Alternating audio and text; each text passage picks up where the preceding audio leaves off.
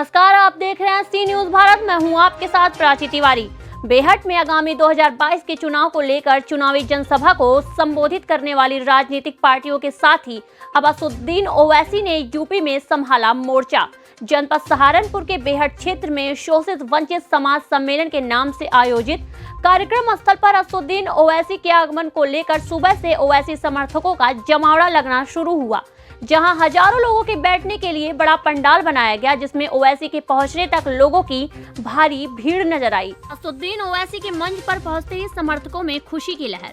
ओवैसी ने प्रधानमंत्री नरेंद्र मोदी से लेकर प्रदेश के मुख्यमंत्री योगी आदित्यनाथ व अन्य राजनीतिक पार्टियों पर भी कसा तंज। इसके साथ ही मुसलमानों को एक होने के लिए सलाह दी।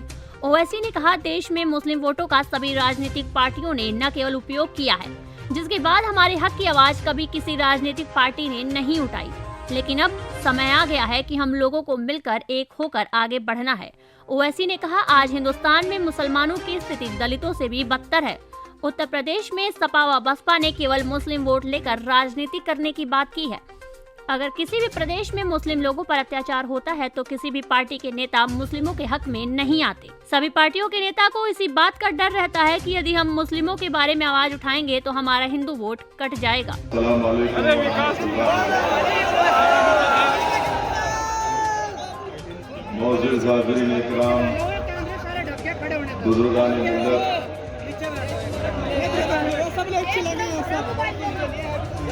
इंशाअल्लाह ताला आने वाले विधानसभा असेंबली के इंतखाबात में जरूर मजलिस इत्तेहादुल मुस्लिमीन के तमाम उम्मीदवारों को आप अपनी दुआओं से, अपनी सरपरस्ती से और अपनी ओर से कामयाब और कामरान करेंगे।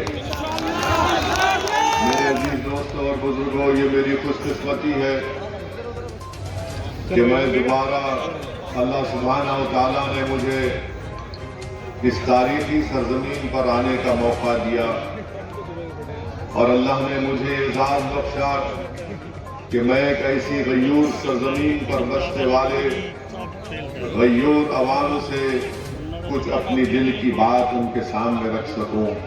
हिंदू नेशनलिज्म की बात तो मैं उन मीडिया के, उन मोदी के भक्तों से कहना चाह रहा हूं।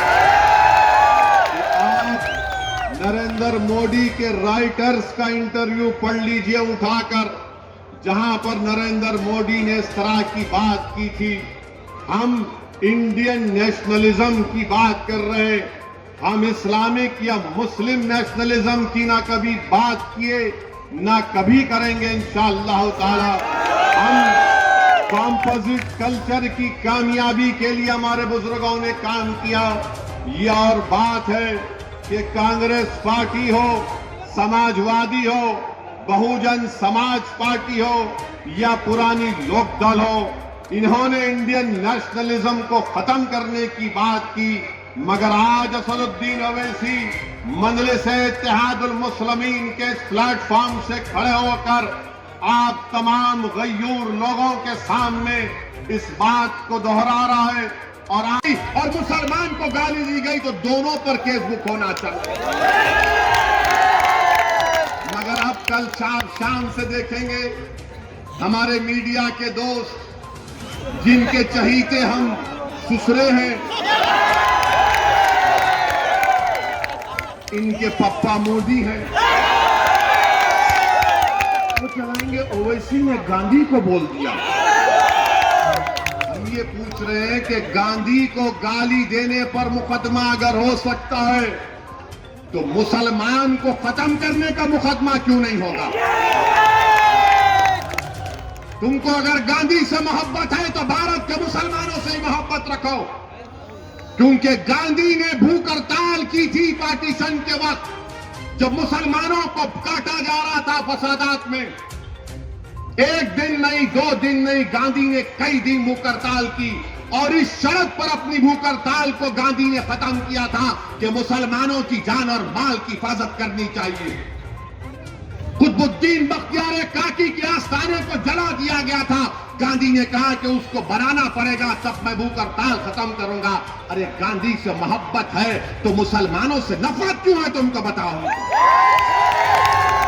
एक को भी गिरफ्तार नहीं करते, बताओ नरेंद्र मोदी, बताओ अमित शाह, बताओ उत्तराखंड की बीजेपी की सरकार आज तुम्हारी नाक के नीचे खड़े होकर भारत की सबसे बड़ी अक़लियत मुसलमानों से इस तरह की धमकियां दी जा रही हैं और कोई हुकूमत कोई बात नहीं करती। सबसे पहले अगर उत्तराखंड में किसी ने इन जालिमों के खिलाफ अगर कंप्लेन दी तो उसका नाम नैयर काज़मी मजलिस इत्तेहादुल मुस्लिमीन के सदर थे। उन्होंने जाकर पुलिस स्टेशन में कंप्लेन दर्ज कराई।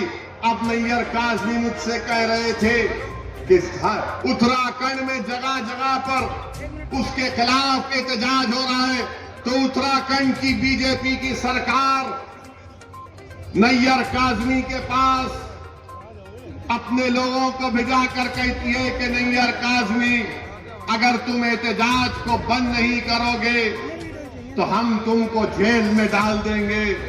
मैं उत्तराखंड की आरएसएस भारत के मुसलमानों को देशभक्ति सिखा रही है। जब जरूरत थी अंग्रेजों के खिलाफ लड़ने की तो आप तो खामोश बैठे हुए थे। जब जरूरत थी जेल को जाने की तो आप अपने घर में बैठे हुए थे।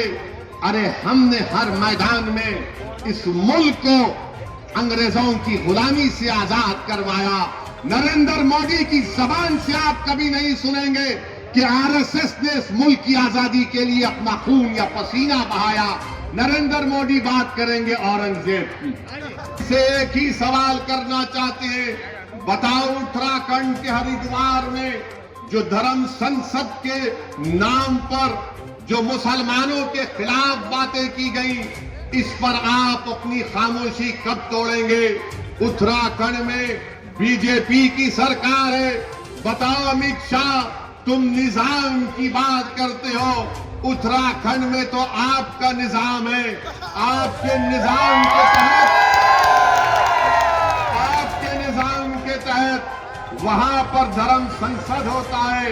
पूरी बीजेपी की सरपरस्ती में उत्तराखंड हरिद्वार में धर्म संसद होता है। नरेंद्र मोदी के आशीर्वाद से, अमित शाह की ताईद से और योगी की पूरी भरपूर हिमायत से उत्तराखंड में धर्म संसद में इस बात का ऐलान किया जाता है कि जिस तरह म्यांमार में रोहिंग्या मुसलमानों को उनको मुल्क से निकाल दिया गया, उसी तरह भारत के मुसलमानों का हशर करने की बातें की जाती है। कहा जाता है। सहारनपुर से सी न्यूज संवाददाता प्रदीप धीमान की रिपोर्ट। फिलहाल इस खास खबर में केवल इतना ही। देश दुनिया की तमाम बड़ी खबरों से जुड़े रहने के लिए देखते रहिए सी न्यूज भारत।